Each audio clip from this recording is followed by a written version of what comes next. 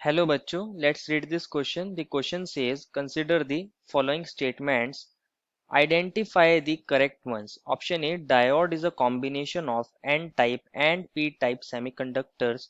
Option B, diode is used as a rectifier. Option C, NPN and PNP are the types of rectifier. And option D, NPN and PNP are used to detect or amplify radio or audio signals.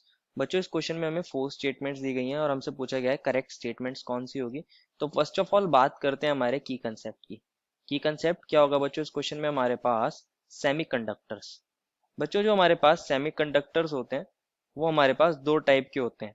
एक होता है हमारे पास N type और एक होता है हमारे पास P type का सेमीकंडक्टर। इनके कॉम्बिनेशन से हम अलग अलग इलेक्ट्रॉनिक डिवाइसेस बना सकते हैं। फर्स्ट ऑफ ऑल होता है डायोड।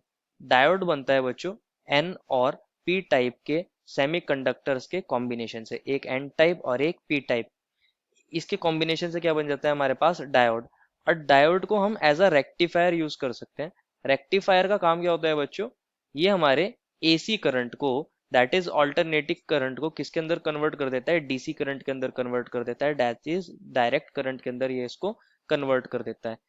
और हम क्या कर सकते हैं, अगर हम एन पी एन जो हमारे सेमीकंडक्टर्स है इसके कॉम्बिनेशन ले, सैंडविचिंग कॉम्बिनेशन ले, अगर हम एन वाले सेमीकंडक्टर को दो पी सेमीकंडक्टर्स के बीच में सैंडविच कर दें, या फिर हमारे पी सेमीकंडक्टर को दो एन सेमीकंडक्टर्स के बीच सैंडविच कर देते हैं, तो बच्चों ये बन जाता है हमारा क्या, ये होते हैं हमारे पास ट्रांजिस्टर्स। इन्हें क्या बोलते हैं, ट्रांजिस्टर्स। और ट्रांजिस्टर्स का काम क्या होता है बच्चों, इनको हम साउंड को एम्पलीफाई करने के लिए यूज करते हैं। इसकी हेल्प से हम एम्पलीट्यूड को बढ़ा देते हैं। तो हमारे पास जो ऑप्शन ए में कहा था कि डायोड क्या होता है, कॉम्बिनेशन होता है एन और पी टाइप सेमीकंडक्टर्स का, ये स्टेटमेंट करेक्ट हो जाएगी। अब बात करते हैं स्टेटमेंट नंबर बी, सी और डी की। स्टेटमेंट ए क्या होगा, ये हमारी करेक्ट। बी में कहा है डायोड को हम रेक्टिफायर के लिए यूज करते हैं, तो ये स्टेटमेंट भी करेक्ट है।